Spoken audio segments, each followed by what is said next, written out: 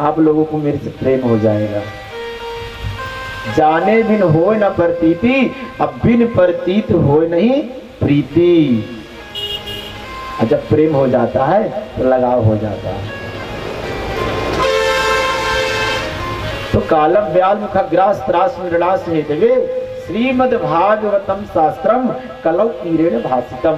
ये जो श्रीमद् भागवत कथा पुराण आप लोग श्रवण कर रहे हैं, तो ये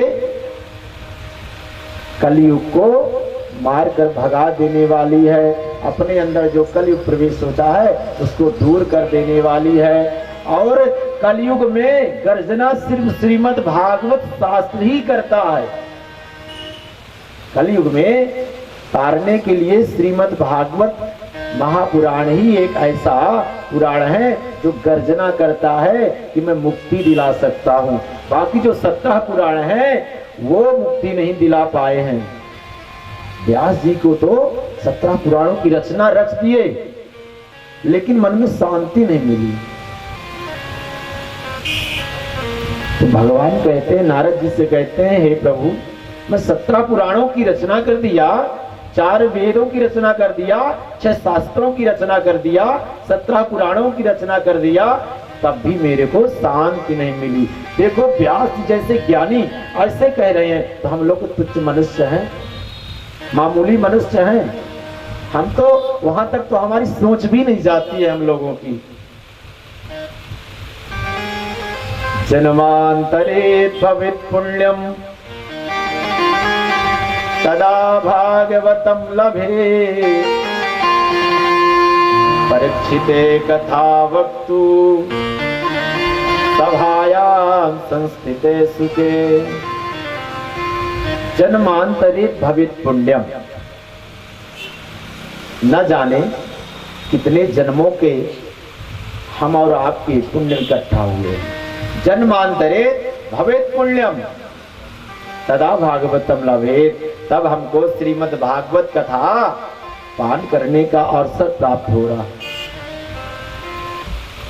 आप लोग बहुत सौभाग्यशाली हैं इस जो श्रीमद् भागवत कथा पान कर रहे हैं। बोलिए राधे राधे।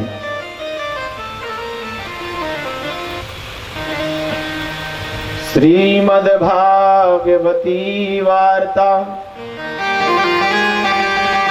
सुराणामपि दुर्लभा। एक बार क्या हुआ, नैमिषारण्य तीर्थ में श्रीमद् भागवत का प्रवचन एवं कथा प्रारंभ हो रही थी। वहां पर गंगा आदि तीर्थ नदियां प्राकट हो गई। भृगु वशिष्ठ शमनश्च गौतमौ आदि ऋषिगण वहां पर आ गए। कई संत नारद आदि ऋषि आ गए, कई मुनि आ गए और वहां पर विराजमान हो गए। जब विराजमान होते हैं तो देवता लोग अभी आ गए और सुखदेव जी से क्या कहते हैं, हे सुखदेव जी महाराज, आप ये जो श्रीमद् भागवत कथा है जो हम लोगों को दे दीजिए, और ये जो अमृत है, कथा रूपी अमृत है, वो हमको दे दीजिए, और जो समुद्र मंथन से अमृत प्राकट हुआ है वो राजा परीक्षित को पिला दीजिए। सुखदेव जी कहते हैं, ठगियाओं, देखो देवता लोग कितने स्वार्थी हैं। जब देवासुर संग्राम हुआ तब वहां पर अमृत आप लोग पान कर लिए, और जब यहाँ कथा अमृत पान हो रहा है तब भी आप लोग आ गए। कथा अमृत शाश्वता कुशला शुल्क। अच्छा ऐसा करिए कि आप लोग यहाँ पर बैठ करके कथा श्रवण कर सकते हैं। बाकी अगर आप लोग चाहो कि हम इस कथा को वैकुंठ में भेज दें तो ये नहीं हो सकता है। ऐसा क्यों नहीं हो सकता महाराज? हम राजा परीक्षित को जो श्राप लगा है उसके लिए तो हम अमृत लाए हैं, तो ऐसा क्यों नहीं हो सकता है? उसको पिला दीजिए, वो अमृत हो जाए, अमर हो जाएगा। नहीं, क्यों? क्योंकि जो श्रृंगी ऋषि के पुत्र ने श्रमिक ऋषि ने जो श्राप हुआ वो मिथ्या हो जाएगा। इसीलिए सुखदेव जी ने वो अमृत का कलश नहीं दिया, अथा अमृत का कलश पान नहीं कराई। मे निरे भगवत रूपम शास्त्रम भागवतम कलौ पठना श्रवणात् साध्यो वैकुंठम फलदायकम।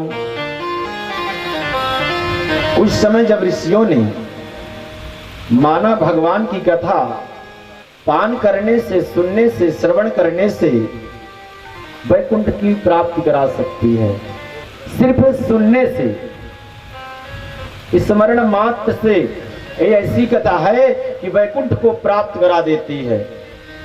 बोलिए राधे राधे। कथम ब्रह्मन् दीन मुखा कुतश्चिन्तातुरो भवान् त्वरितं गम्यते कुत्र कुतश्चागमनं तव। एक बार नारद जी बहुत चिंतित अवस्था में भ्रमण कर रहे थे। कहां कहां भ्रमण किया?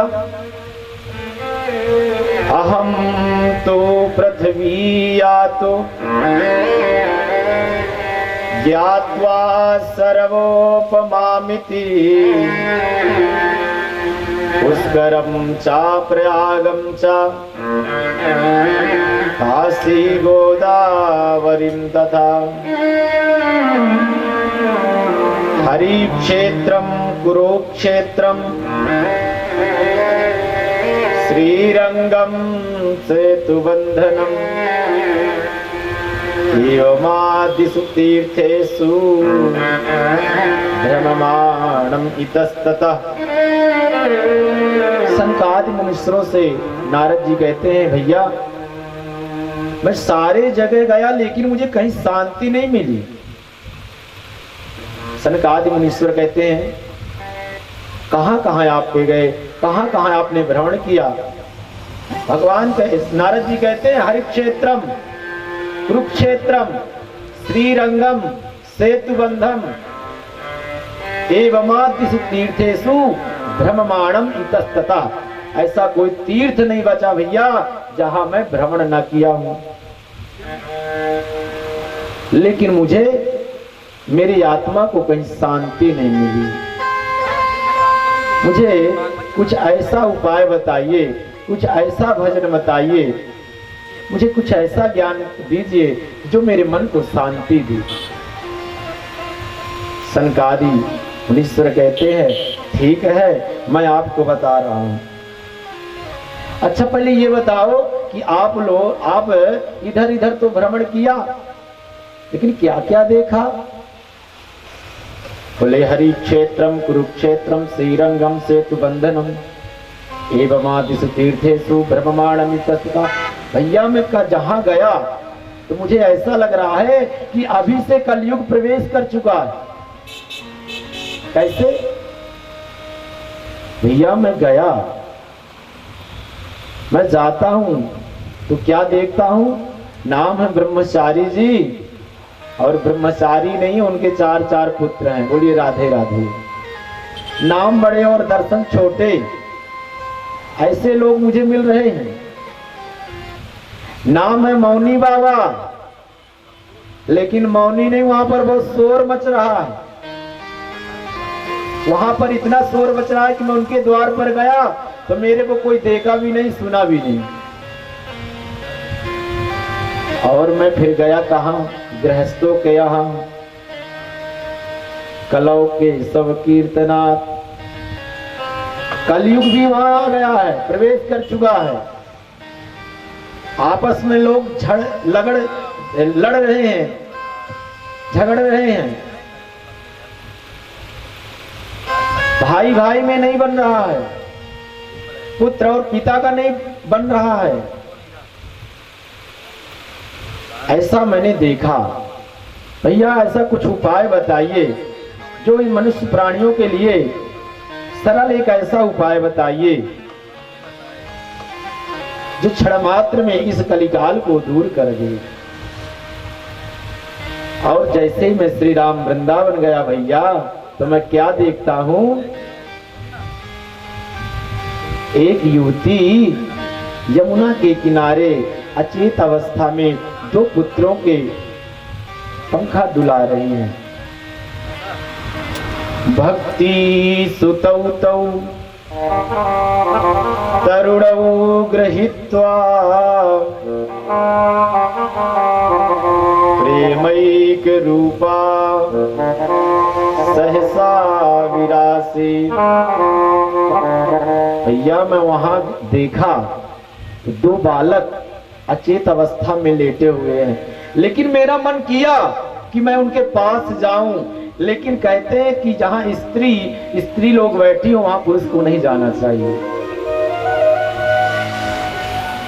और भैया मैं जैसे वहां से वापस लौटने लगा तो देवी बुलाती हैं, क्या कहती हैं, भो भो साधो क्षणं तिष्ठा मन चिंतामपि नाशयम् दर्शनं तव लोकस्य सर्वथा गहरं परम। और बुलाने लगती हैं, क्या कहती है भक्ति महारानी, भो भो साधु क्षणं तिष्ठा, हे महात्मन, हे साधु, आप एक क्षण के लिए मेरे पास आइए। नारद जी कहते हैं, मैं एक संत और संत भेष में हूं और इन स्त्रियों के बीच में मैं कैसे चला जाऊं, लोग क्या सोचेंगे। और भक्ति महारानी बुलाती हैं और नारद जी जाते हैं और क्या कहते हैं, नारद जी कहते हैं, मैया आप कौन हो, ये जो आपके पास स्त्रियां बैठी हुई हैं, देवियां बैठी हुई, ये कौन है, और ये आपके पास जो दो बालक बैठे ये कौन है।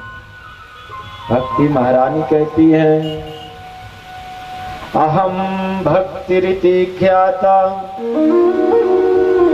इमे मे तनयौ मतौ ज्ञान वैराग्य नामानो काल योगेन जर्जरौ। ये जो काल रूपी कलयुग है, मैं सारे तीर्थों में गई, भ्रमण करती हुई आई, गुजरात जैसे प्रदेशों में मेरा बहुत सम्मान हुआ, दक्षिण भारत में मुझे बहुत माना गया और कहीं कहीं मेरा बहुत अपमान हुआ। और जैसे मैं श्री धाम वृंदावन आई, मैं तो नई युवती हो गई, लेकिन जो मेरे जो दो पुत्र हैं वैसे ही अचेत अवस्था में पड़े हुए हैं। और देवर्षि नारद कहते हैं, आप कौन हैं। भक्ति महारानी कहती है, मैं भक्ति हूं। ये जो दोनों ये मेरे पुत्र हैं, ज्ञान और वैराग्य। और ये जो मेरे अगल बगल स्त्रियां बैठी हुई हैं, ये गंगा यमुना आदि तीर्थ नदियां हैं।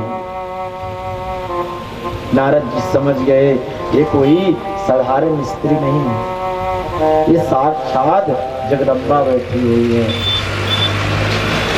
और नारद जी कहते हैं, हे मैया, ये जो दोनों पुत्र हैं ये आज अचेत अवस्था में क्यों लेटे हुए हैं। मां भक्ति कहती है, हे मुनिवर, ये जो कलयुग है, कलयुग के कारण ये जो मेरे ज्ञान और वैराग्य जो पुत्र हैं ये अचेत हो गए हैं। आप देखते हैं ना, अब थोड़ा ही दिमाग रह गया है लोगों के पास। आप अभी कुछ बोलेंगे 10 मिनट बाद भूल जाएगा। लेकिन भक्ति ज्ञान विरागाणाम, जो ज्ञान रहित भक्ति है वो शुद्ध भक्ति मानी गई है। भक्ति सुतौतौ तरुणौ गृहीत्वा, और भक्ति से ही हम भगवान की प्राप्ति कर सकते हैं। जो ज्ञान रहित भक्ति है वो कैसी होती है? अभिमान रहित होती है, अभिमान से भरी होती है जो ज्ञान रहित भक्ति होती है। जो सिर्फ भक्ति होती है वो सिर्फ नारायण को देखती है। जब भक्ति होगी, जब ज्ञान होगा तो भक्ति होगी, जब भक्ति हो जाएगी तो ज्ञान आ जाएगा, और जब ज्ञान आ जाएगा तो वैराग्य आ जाएगा।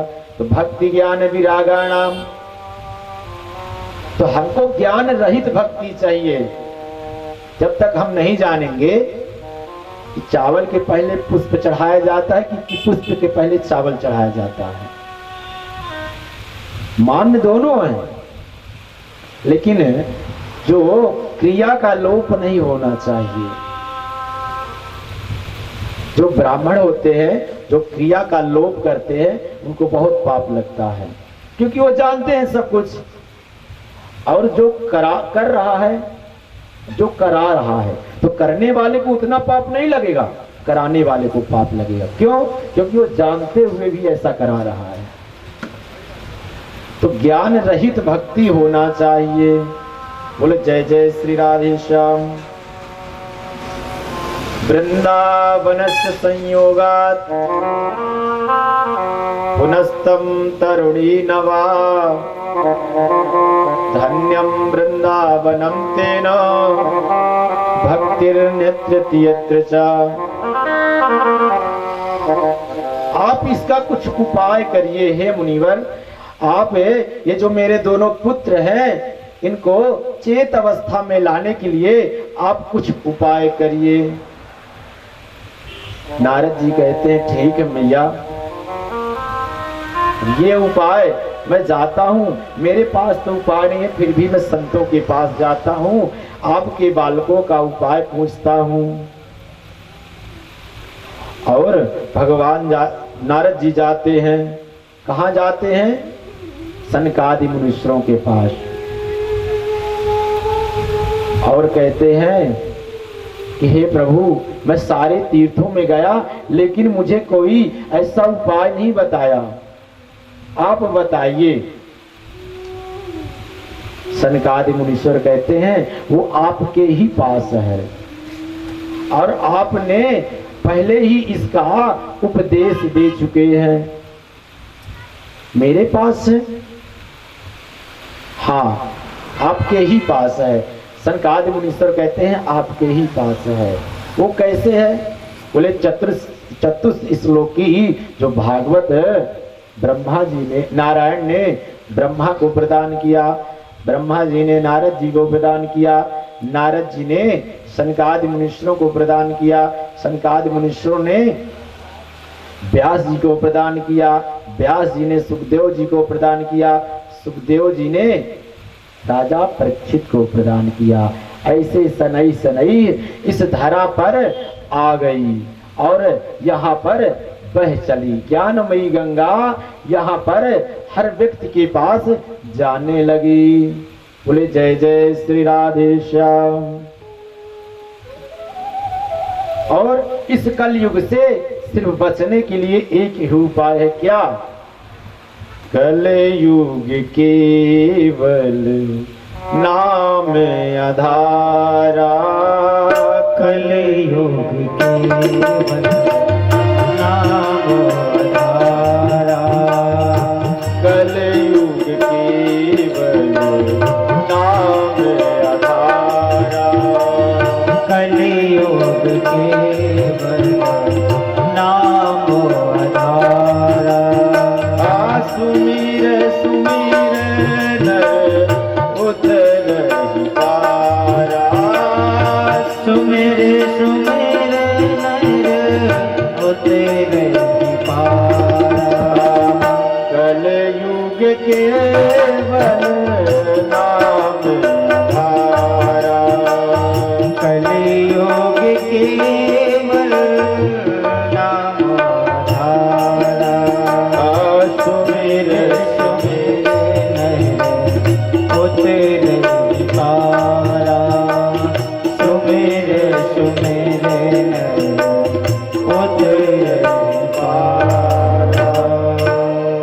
कलयुग में सिर्फ नाम ही आधार है। कलयुग केवल नाम आधारा।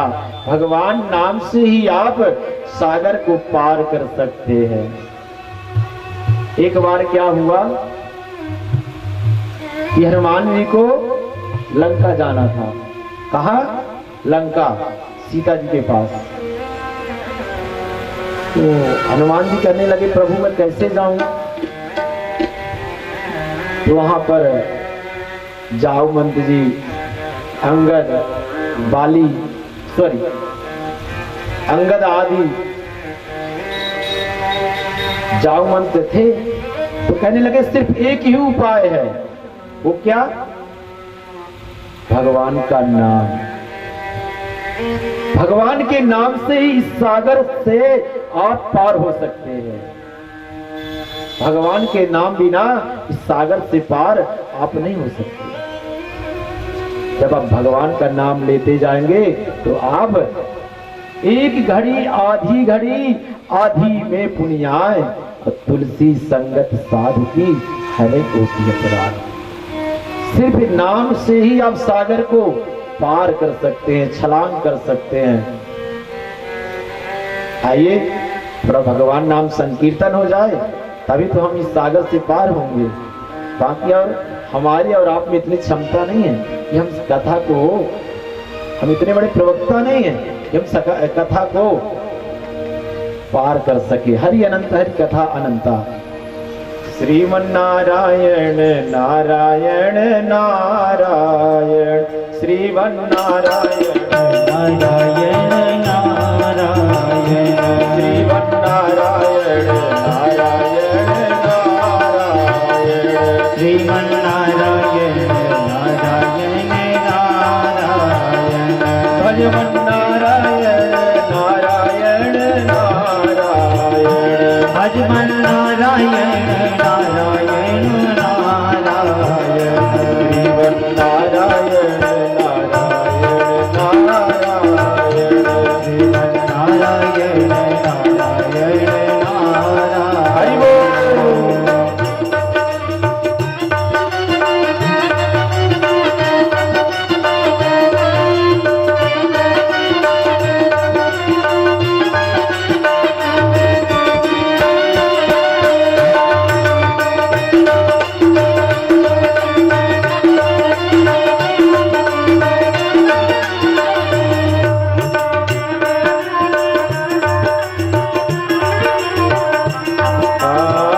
नारायण के चरण कमल पर, नारायण के चरण कमल पर,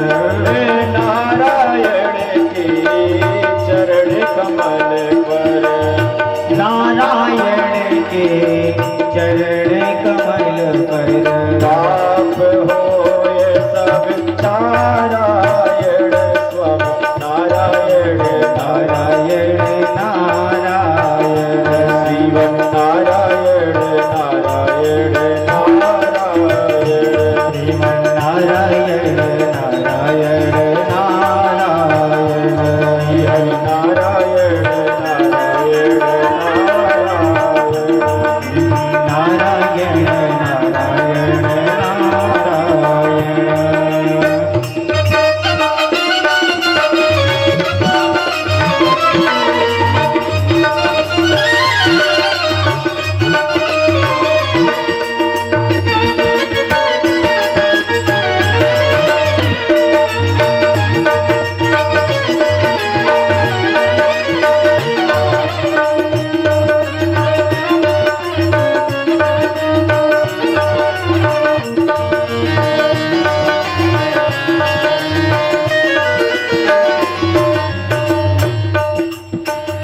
बोलिए वृंदावन बिहारी लाल की जय हो, राधा रानी सरकार की जय हो। यत् फलं नास्ति तपसा न योगेन समाधिना, तत्फलं लभते सम्यक् कलो के सब कीर्तना। नारद जी कहते हैं, हे मैया यत् फलम नास्ति तपसा न योगेन समाधिना तत्फलम लभते सम्यक कलौ केशव कीर्तनाथ। हे भक्ति महारानी, हे मैया, यत् फलम, यहां पर इस कलयुग में यत् फलम नास्ति तपसा, तपस्या करने वाला, न योगिन समाधिना, न समाधि में जाने वाला, तत्फलम लभते सम्यक कलौ केशव कीर्तना, तपस्या आदि ध्यान लगाने से उतना जल्दी भगवान प्रसन्न नहीं होते हैं जितना जल्दी कीर्तन से प्रसन्न होते हैं। यत् फलम नास्ति तपसा न योगेन समाधिना तत्फलम लभते सम्यक कलौ केशव कीर्तनात्। इस कलयुग में भगवान का गुणानुवाद करने वाला, भगवान का संकीर्तन करने वाला, गान करने वाला ही इस कलयुग से पार हो सकता है। और नारद जी भक्ति माता को उपदेश देते हुए जयति जगति माया यस्य काया धवस्ते वचन रचन मेकम केवलम चातिलय्या ध्रुव पदमपियातो यत्र पातो ध्रुवोयम सकल कुशल पात्रम ब्रह्मपुत्रम नतास्मि। भक्ति महारानी कहती हैं, हे मुनिवर, नारद जी से क्या कहती हैं, हे मुनिवर, आपके उपदेश से यस्य काया धवस्ते वचन रचन में कम, आपके इस मुखार बिंदों से भक्त ध्रुव जैसे भक्त को वैकुंठ की प्राप्ति हुई। प्रहलाद जैसे भक्त को आपने ऐसा उपदेश दिया, साक्षात नारायण उनके सिर पर हाथ रख दिए। आप तो परम ज्ञानी हैं, आप तो मानस पुत्र हैं और बड़े नारायण के बड़े प्रिय भक्त हैं। अच्छा, जो भगवान का भक्त होता है, आप कभी ग्रेस करना, उसके मुख से कभी किसी की बुराई नहीं होगी, कभी वो किसी की बुराई नहीं कर सकता है जो नारायण का भक्त होगा, क्योंकि उसके मुख में सिर्फ नारायण का ही उच्चारण होता है। जैसे एक पुत्र के कारण अजामिल कितना बड़ा भक्त हो गया, कितना बड़ा पापी था, लेकिन अपने पुत्र के कारण उसकी भक्त में गिनती आने लगी, सिर्फ नारायण नाम उच्चारण से। तो भक्ति महारानी कहती हैं, आप तो बहुत दयालु हैं, आपने कितने को उपदेश दिया और भगवान की प्राप्ति करा दी। बोलिए राधे राधे। और ऐसा उपदेश दे ही रहे थे कि ज्ञान और वैराग्य कुछ क्षण के लिए मूर्छा से उठते और फिर उसी तरह अचेत अवस्था में हो जाते। समय बीतता गया, उद्यमा सफलस्तेयम् भविष्यति न संशया। नारद जी उपदेश दे रहे थे, सनकादि ऋषि उपदेश दे रहे थे नारद जी को, तो भविष्यति न संशया। सनकादि ऋषि कहते हैं इसमें शंका करने की कोई जरूरत नहीं है। भविष्यति और भविष्य में संशय करने की कोई जरूरत नहीं है, ये तो साक्षात नारायण है। नारद जी कहते हैं, आपका उपदेश मेरे लिए सफल हो गया, जो आपने उपदेश दिया वो सफल हो गया। तत् गोस्वामी तुलसीदास जी क्या कहते हैं, तप बल रचे प्रपंच विधाता। सिर्फ तप से, तप के कारण कितना बड़ा फल प्राप्त होता है। ऐसा है, एक विद्यार्थी होता है, जब वो 1 साल पढ़ता है और जब परीक्षा देने जाता है और जब रिजल्ट खुलता है तब उसका तब पता लगता है कि वो 1 साल में कैसा था, कैसी पढ़ाई किया। तप बल रचे प्रपंच विधाता तपबल विश्व सकल जग त्राता, तपबल रुद्र करे संघारा, तपबल शेष धरे महिधारा। तप के बल से रुद्र भगवान शिव नारायण के तप से, नारायण के नामोच्चारण से संहार करते हैं। और तप के बल से ही शेषनाग भी इस धारा को अपने फन के ऊपर धारण किए हुए हैं। वो कौन सा तप है? हम आप सब जानते हैं वो कौन सा तप है, और वो सब तप यही है, श्रीमद् भागवत महापुराण। यही तो तप है। आप लोग तप तो ही कर रहे हैं। ये जो 3 घंटे की कथा हो रही है, आप लोग इतना तप कर रहे हैं कि किसी के पास इतना भी टाइम नहीं है। अभी भी कोई आने में सोचता होगा कि मैं जाऊं कि ना जाऊं, जाऊं कि ना जाऊं, लेकिन उसको आना ही पड़ेगा। भगवान की कृपा हुई तो हनुमान जी इसको यहाँ पर खींच के लाएंगे। बोले राधे राधे। श्रीमद् भागवतालापा सातु गीता सुकादिभी। नारद जी कहते हैं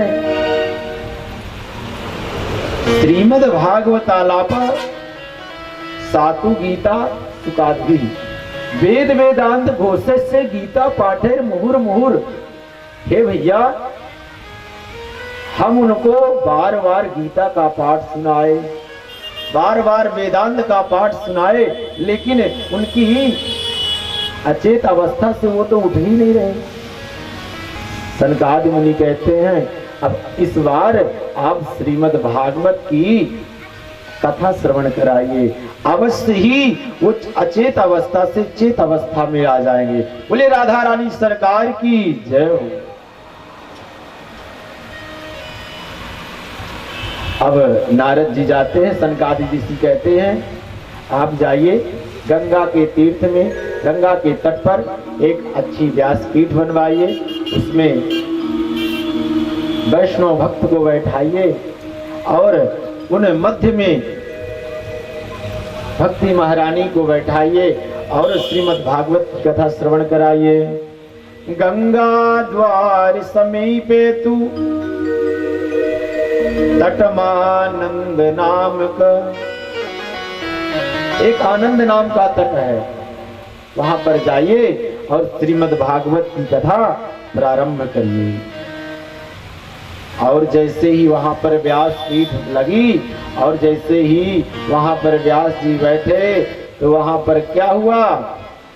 तत्रैव गंगा यमुना त्रिवेणी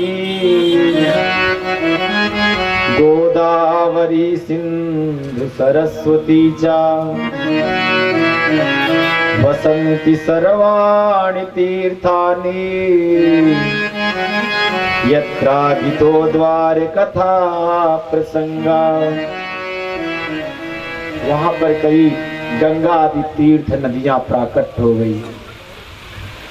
जंगलों से तपस्या करते हुए ऋषि मुनिगण वहां पर पधार गए। सरस्वती नदियां आकर वहां पर पधार गई और जहां पर भगवान की कथा होती है तो साक्षात नारायण आकर के विराजमान हो जाते हैं। बोले गंगा मैया की जय। और कथा प्रारंभ हो गई और व्यास जी क्या कहते हैं? सदा शिव्या श्रीमद् भागवती कथा यस्या श्रवण मात्रेण हरिचित्तम समाश्रये। भगवान की कथा सदा सर्वदा श्रवण करनी चाहिए। इसके श्रवण मात्र से, क्षणिक मात्र से भी पाप कलुषित मात्र दूर हो जाते हैं। तो मन में भी अगर पाप आता है ना तो वो भी दूर हो जाता है भगवान के नाम उच्चारण से। बहुत से शास्त्र हमने पढ़े, बहुत से शास्त्र हमने सुना, लेकिन जो श्रीमद् भागवत महापुराण है ऐसा शास्त्र ना हमने कभी सुना और ना हमने कभी देखा। ये भक्ति महारानी कह रही हैं, धन्य है इस श्रीमद् भागवत की कथा जो मेरे दोनों पुत्रों को अचेत अवस्था से चेत अवस्था की ओर ले आई। जन्मान मात्रेमप्येन सठेन किंचित् चित्तम विदाय सुख शास्त्र कथा न पीता। चांडाल वक्ष खरवद्भुत तेन नीतम मिथ्यम स जन्म जननी भव दुख भाजा। ये कैसे कैसे पापियों को तारती है।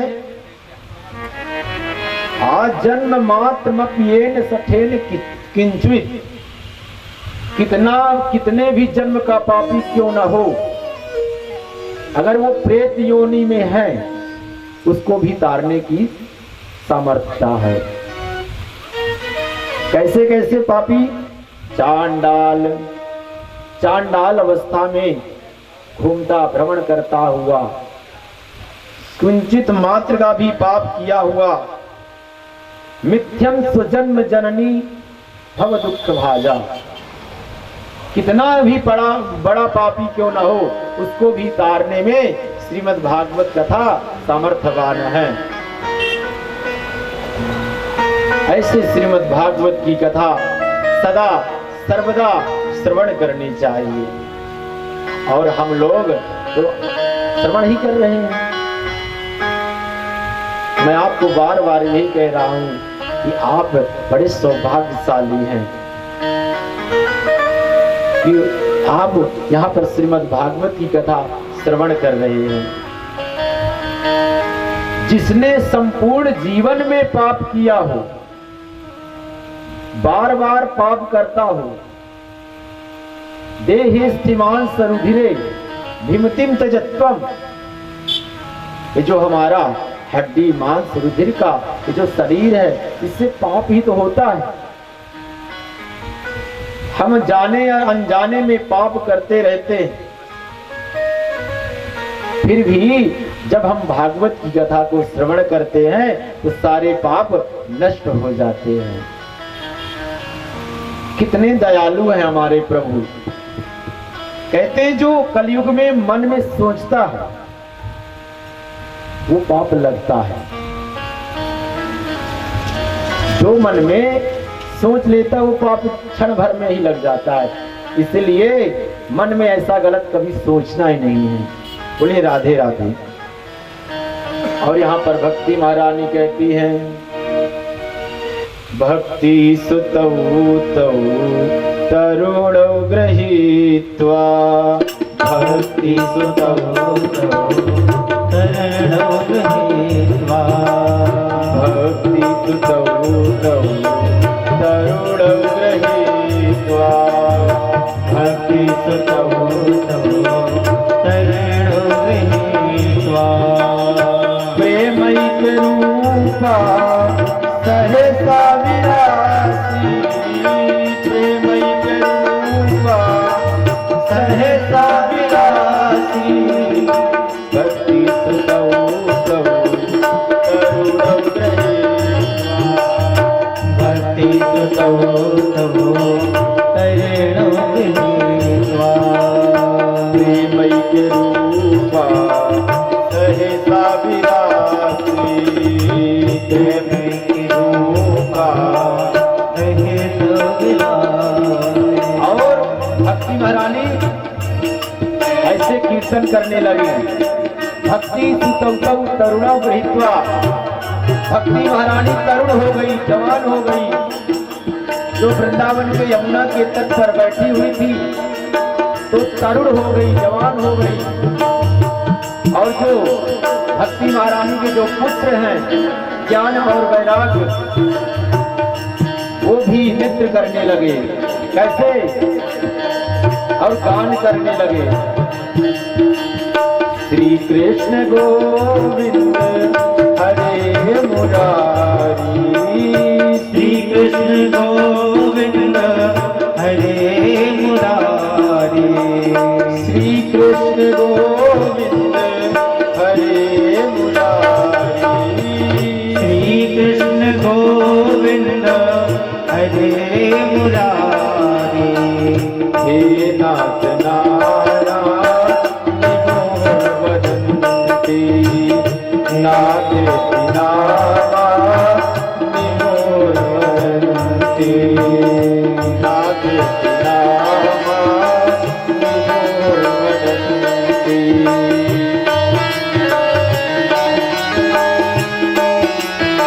नृत्य करने लगे और नृत्य करते करते क्या कहने लगे? श्री कृष्ण गोविंद हरे मुरारी, नाथे नामा निमोहर वदन्ति, और अपने मुख से भगवान का उच्चारण करने लगे। बोले राधा रानी सरकार की जय, भक्ति महारानी की जय। देखिए कितने प्रयास के बाद भक्ति महारानी को अपने ज्ञान और वैराग्य पुत्रों को अचेत अवस्था से दूर करने के लिए कितना प्रयास किया। तो हमको भी और आपको भी प्रयास यही करना चाहिए कि कैसे भगवान की प्राप्ति हो जाए। लेकिन हम लोग कहाँ सोचते हैं, अभी हम जाएंगे घर में तो ही बस अपने कार में विलीन हो जाएंगे। मैं कहता हूँ एक घड़ी आधी घड़ी, आधी में पुनियाद और तुलसी संगत साधु की हरे कोटि अपराध। अगर एक क्षण भी, एक घड़ी भी भगवान का नाम उच्चारण हम लोग कर ले तो हमारा जीवन धन्य हो जाएगा। बोले राधे राधे। तो भगवान नाम उच्चारण करते हैं, आप लोग भी करिए। हम लोग भी ढूंढे क्यों परमात्मा है कहाँ, हम किसके लिए यहाँ पर आए? सिर्फ हम परमात्मा की प्राप्ति के लिए यहाँ पर आए, लेकिन हम यहाँ पर जब आ जाते हैं तो मेरे और तेरे में विलीन हो जाते हैं। आइए भजन के माध्यम से हम आप लोग सब भगवान को जाने और पहचाने। कैसे ढूंढूं मैं रघुवर पता आपका, कैसे ढूंढूं मैं रघुवर पता आपका, कैसे ढूंढूं मैं रघुवर पता आपका, कैसे ढूंढूं मैं रघुवर पता आपका, कैसे ढूंढूं मैं रघुवर पता आपका, कैसे ढूंढूं मैं रघुवर पता आपका, कैसे ढूंढूं मैं रघुवर पता आपका, कैसे ढूंढूं मैं रघुवर पता आपका, कैसे ढूंढूं मैं रघुवर पता आपका, कैसे ढूंढूं मैं रघुवर पता आपका। हरि बोल।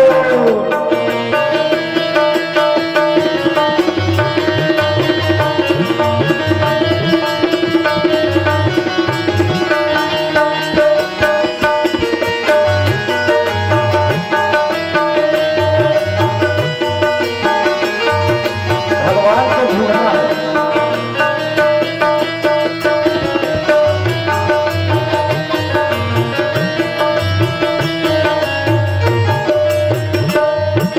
हमारा और आपका मन भटकता बहुत है, इधर उधर घूमता रहता है। मन भटकते भटकते परेशान है, मन भटकते भटकते परेशान है, मन भटकते भटकते परेशान है, मन भटकते भटकते परेशान है। जब मन भटकता है तो किसका सहारा लेना चाहिए? मन भटकते भटकते परेशान है, मन भटकते भटकते परेशान है, अब तो केवल सहारा रहा आपका, अब तो केवल सहारा रहा आपका, अब तो केवल सहारा रहा आपका, अब तो केवल सहारा रहा आपका।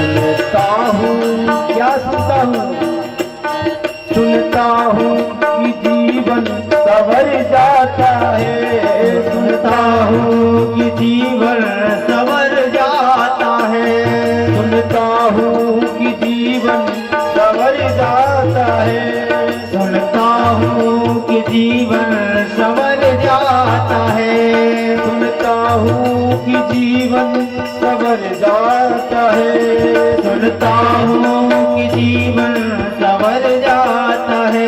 जिस पे होती करम की नजर आपका, जिस पे होती करम की नजर आपका, जिस पे होती करम की नजर आपका, जिस पे होती करम की नजर आपका।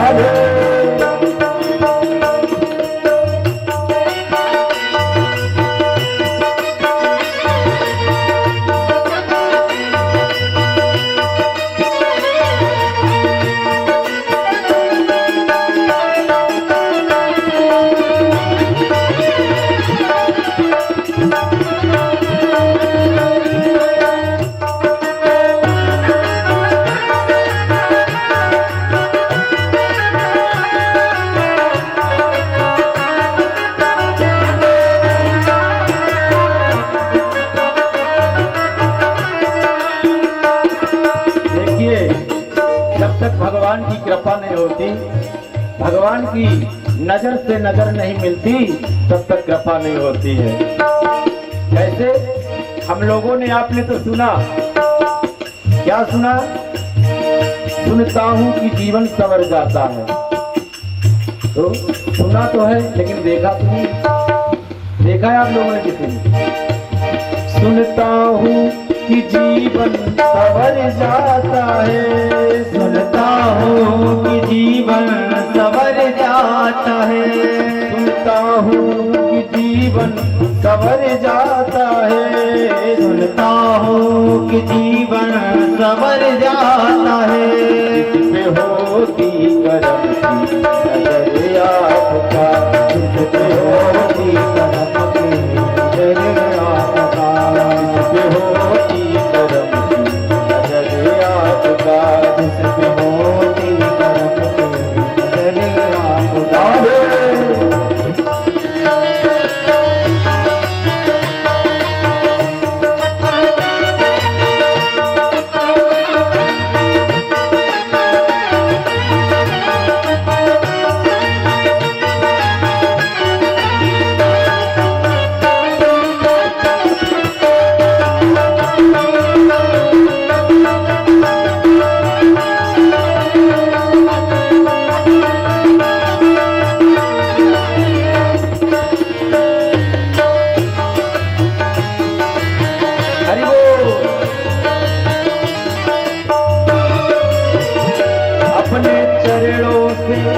हमको आपको क्या कहना है?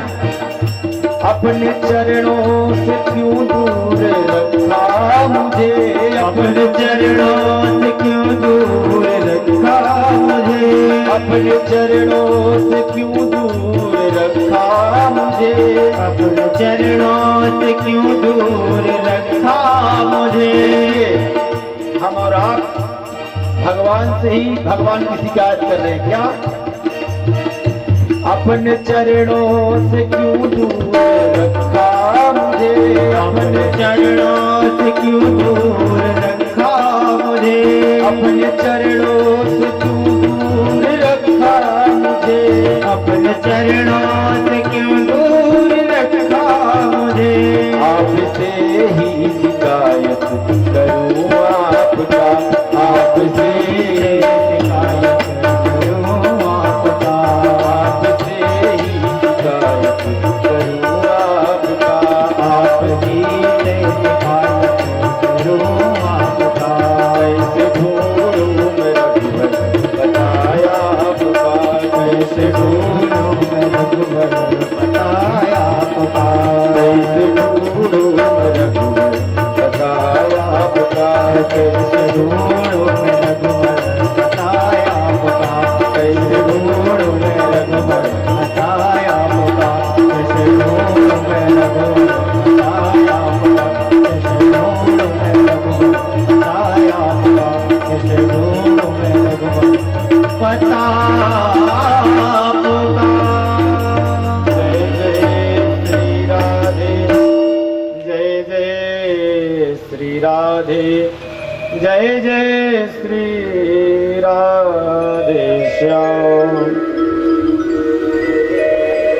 सूत जी महाराज कहते हैं, सौनकादि जी महाराज कहते हैं सूत जी महाराज से, हे प्रभु, इस श्रीमद् भागवत कथा श्रवण करने से कैसे कैसे पापी तरते हैं। सूत जी महाराज कहते हैं, ये मानवा पाप कृतस्तु सर्वदा, सदा दुराचारता विमार्गा, क्रोधाग्निदग्धा कुटिलस्य कामिना, सप्ताह यज्ञेन कलौ पुनन्ति ते। हे मानवः पाप कृतस्तु सर्वदा। सूत जी महाराज कहते हैं, ये जो मानव है, ये मानवा पाप कृतस्तु सर्वदा, हमेशा पाप करता हूं, सदा दुराचार रता विमार्गा,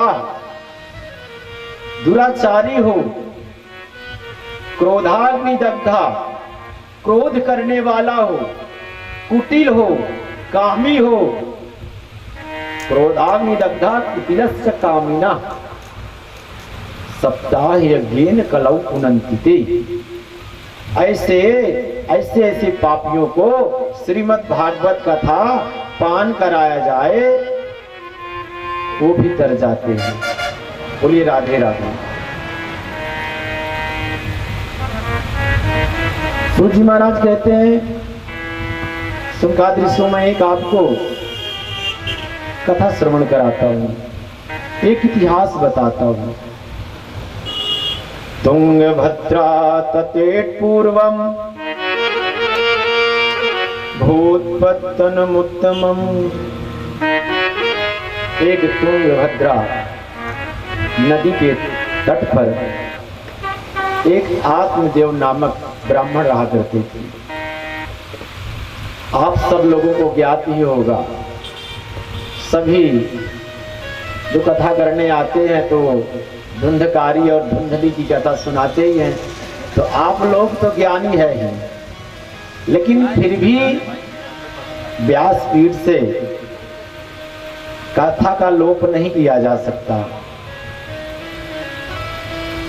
तो आत्मदेव नामक ब्राह्मण, उनकी पत्नी का नाम था धुंधली।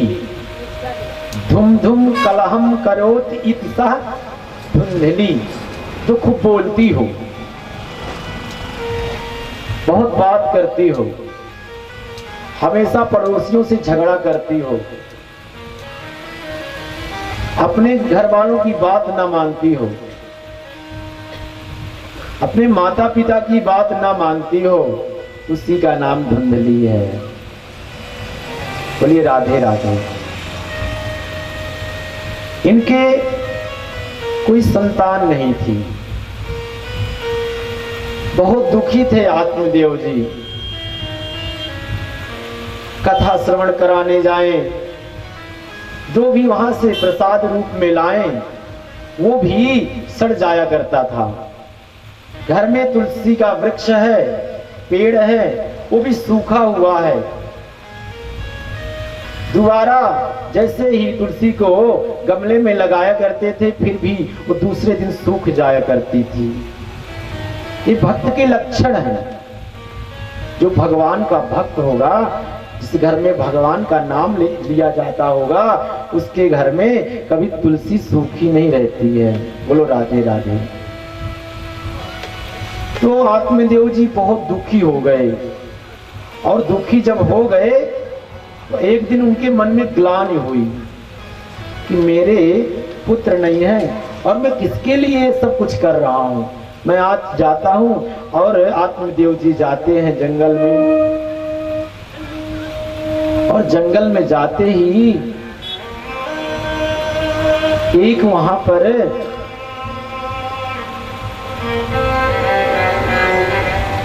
कुआं थी, कुआं। तो वहां जाकर के बैठ जाते हैं, और वहां पे उस मार्ग से नारद जी जा रहे थे। तो वहां पर बहुत ग्लानि में बैठे थे, आत्मदेव जी रुदन कर रहे थे। नारद जी ने जब देखा, संत जी ने जब देखा, बोले ये ब्राह्मण दुखी क्यों है, क्यों दुखी हो। ब्राह्मण जी वहां पर जाते हैं और कहते हैं आप इतने दुखी क्यों हो ब्राह्मण, आपका नाम क्या है। कहते हैं मेरा नाम आत्मदेव है। मेरे पुत्र न होने के कारण मुझे ग्लानि हुई और मैं अपनी जान दे दूंगा। जिसके पुत्र नहीं होता उसकी आत्मा से पूछिए, उसके मन से पूछिए क्या बीतती है। नारद जी कहते हैं ऐसा मत करिए, आत्महत्या करना पाप है। आप ये पाप करने क्यों जा रहे हैं। आत्मदेव जी कहते हैं महात्मन मुझे ज्ञान मत दीजिए, अगर आपको देना है तो मुझे एक पुत्र की प्राप्ति करा दीजिए, क्योंकि मैं सुना हूं संतों के और मुनियों की बात भगवान नारायण कभी टालते नहीं हैं। बोलो राधे राधे। नारद जी कहते हैं आत्मदेव इस जन्म तो क्या आपकी 7 जन्मों तक पुत्र की प्राप्ति नहीं है। आत्मदेव जी कहते मुझे उपदेश मत दीजिए, मुझे सिर्फ पुत्र प्राप्ति चाहिए, नहीं मैं आज ही आपके सामने आत्महत्या कर लूंगा, अपनी जान दे दूंगा। नारद जी कहते हैं अरे मेरे सामने जान दे देगा, आत्महत्या मैं पापी हो जाऊंगा। आत्मदेव जी कहते हैं ठीक है, और आत्मदेव जी अपने नारद जी अपने झोली से एक फल देते हैं और कहते हैं जा करके अपनी पत्नी को ये फल खिला देना। आत्मदेव जी बहुत प्रसन्न हुए, इतने खुशी हुए कि खुशी का पारावार ना रह गया, साष्टांग दंडवत प्रणाम करने लगे और वहीं से वापस चले जाते हैं, लौट जाते हैं। और जब घर जाते हैं तो कहते हैं ओ सुनती हो, ओ कहां, अरे कहां हो, जल्दी आओ। धुंधली कहती है क्या हुआ, आज बड़ी खुशी लग रहे हो, आज फिर से मुझे ऐसा लगता है कोई मिल गया है आपको, फिर झूठी आशा दे दिया है। ऐसा आत्मदेव जी को धुंधली कह रही है। अरे बोले आओ तो सही, पहले इस फल को खा लो, धुंधली कहती है अभी मैं इस फल को खाऊंगी नहीं, अभी इसको जा करके रख दो। आत्मदेव जी कहते हैं ये रखने वाला फल नहीं है, इसको अभी पान करिए, मेरे सामने करिए। कहती है मेरे पास बहुत काम है, अब इसको आप रख दीजिए। ठीक है, कभी मेरी बात तो मान तो लिया कर, आज तो मेरी बात मान ले। ऐसे वैसे संतों ने नहीं दिया ये फल, ऐसा लग रहा था कि साक्षात नारायण आकर के इस फल को हमको दिए हैं। बोलो राधे राधे। और ऐसा कह के आत्मदेव जी उस फल को रख देते हैं और धुंधली गहकार में विलीन हो जाती है। और उसी समय एक पड़ोसन आती है और कहती, धुंधली कहती है देखो पता नहीं कौन से महात्मा ने ये फल दे दिया है और ऐसा बोल, हम आत्मदेव जी से ऐसा बोल दिया है इस फल खाने से पुत्र की प्राप्ति। कभी फल खाने से पुत्र की प्राप्ति हुई है क्या? पड़ोसन कहती है कि अगर किसी संत का आशीर्वाद है, कहीं संत का आशीर्वाद लग भी जाता है तो पान कर लो। तो धुंधली ने कहा ठीक हो गया, मैं पान कर लूंगी। वहां से पड़ोसन चली जाती है और उस फल को उसी समय धुंधली की बहन आती है जो गर्भवती थी। तो धुंधली कहती है ऐसा है बहना, इस फल को तू गाय को खिला देना और जो मेरे गर्भ में पुत्र पल रहा है वो मैं तेरे को दे दूंगी और इसके बदले कुछ तुम मेरे को धन दे देना। धुंधली ने कहा हाँ ये तो शर्त मंजूर है, ये कर सकती हूं मैं, लेकिन मेरे को ऐसे नहीं लगता कि मैं फल खा लूंगी तो मेरे पुत्र हो जाएगा। तो उस फल को धुंधली ने गाय को खिला दिया। कुछ समय बीतने के बाद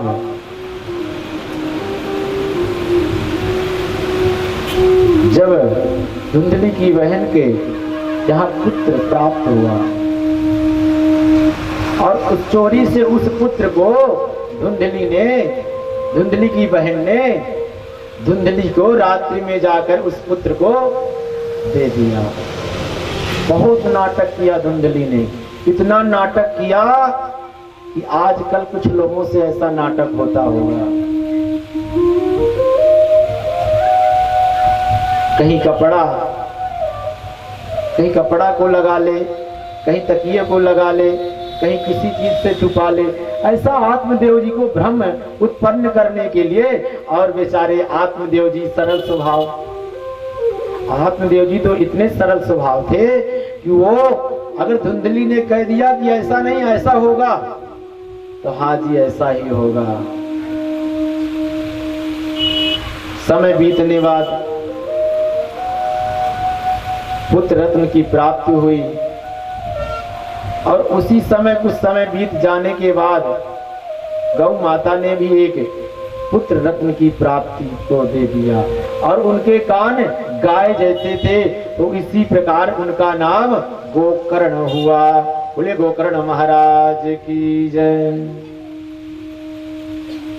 अब ये जैसे जैसे समय बीतता गया वैसे वैसे स्कूल में जाते तो विद्यार्थियों को धुंधकारी बहुत मारता था। कहीं उनका बस्ता फेंक देता, कहीं इदारे में गिरा देता, ढोंस देता। और गोकर्ण जी बहुत मना करते, भैया आप ये क्या कर रहे हैं, ये शोभा नहीं दे रहा। हमारे पिताजी का कितना मान सम्मान है, कितना नाम है, लेकिन आप ये मत करिए। धुंधकारी कहता आप शांत रहिए, नहीं मैं आपको भी इसी में डाल दूंगा। आप गोकर्ण जी कहते हैं ठीक है भैया, जो तेरा मन कहे वो कर। समय बीतता गया। कुछ क्षण बाद धुंधकारी चोरी करने लगा, वैश्याओं को रख लिया। गोकर्ण जी तीर्थ यात्रा में निकल गए। तीर्थ यात्रा में निकलने के बाद इधर धुंधकारी बहुत परेशान करने लगा, मदिरा आदि का पान करने लगा और पान इतना करने लगा कि पान करते करते उसकी बुद्धि भ्रष्ट हो गई। धुम धुम कलहम करोत इत सह धुंधकारी, जो हमेशा कलह करे उसी का नाम धुंधकारी, जो माता पिता की बात न माने उसी का नाम धुंधकारी, जो हमेशा बुरा सोचे उसी का नाम धुंधकारी। कोई अलग से नाम धुंधकारी नहीं है। जो हमेशा कलह सोचता हो, कलह करता हो, उसी का नाम धुंधकारी है। बोले राधे राधे। अब कुछ क्षण बाद आत्मदेव जी धुंधकारी से परेशान होकर के गोकर्ण जी ने कहा कि पिताजी आप परेशान मत होइए और गंगा के तट पर जाइए और श्रीमद् भागवत के 10वें स्कंध का पाठ करके भगवान की प्राप्ति करिए। और गोकर्ण जाते हैं और 10वें स्कंध का पाठ करके भगवान में विलीन हो जाते हैं। आत्मदेव जी जब 10वें स्कंद का पाठ करते हैं तो साक्षात नारायण का साक्षात्कार हो जाता है। साक्षात स्वरूप है चतुर्भुजम शंख गदार व्यायुधम श्रीवत्स लक्ष्मण गल शोभिकोस्तुभम पीतांबरम सांद्र पयोध शोभगम। ऐसे भगवान का स्वरूप जब आत्मदेव जी को प्राप्त होता है तो आत्मदेव जी विलीन हो जाते हैं और 10वें स्कंद का पाठ कर भगवान को प्राप्त कर लेते हैं। बोले आत्मदेव महाराज की जय। और इसी समय वो कर्ण जी जाकर के सारे तीर्थों में जाकर भ्रमण करते हैं। और इधर मां इस धुंधकारी पुत्र से बहुत परेशान हो गई। कैसे? माता कहती है पुत्र चोरी मत कर, लेकिन धुंधकारी मानने वाला कहां? जितना मां अच्छा सिखाती उतना वो बुरा करता जाता। और धुंधकारी यहाँ पर वैश्याओं को भी एक दिन रख लिया। माँ कहती है ये पुत्र ये तू क्या कर रहा है? तेरे पिता का नाम इतना सुंदर था लेकिन तूने सब डूब दिया, डुबा कर रख दिया, कलंकित कर दिया अपने पिता का नाम। धुंधकारी कहता ये तू क्या बकबक कर रही है? क्या पिता, क्या पुत्र, क्या भाई, कोई नहीं है मेरा। क्योंकि कलयुग सवार है ना, उसके सिर पर कलयुग सवार है, तब ऐसी वाणी निकलती है। जिसके ऊपर कलयुग सवार हो जाता है समझ लेना वो ही ऐसा वाणी बोलता है। बोली राधे राधे। अब माता को यहाँ पर मारने लगा, मां रोने लगी, रुदन करने लगी और कहने लगी पुत्र ये तू क्या कर रहा है? तू मेरे को मार रहा है, जा, मैं कहती हूं कि तेरे जलते हुए अंगारे मुख पर ना लगे तो कहना। अब इधर मां धुंधली कुएं में कूद कर अपनी जान दे देती है। कुछ समय बीतने के बाद जब वैश्याओं को धुंधकारी ने अपने घर में रख लिया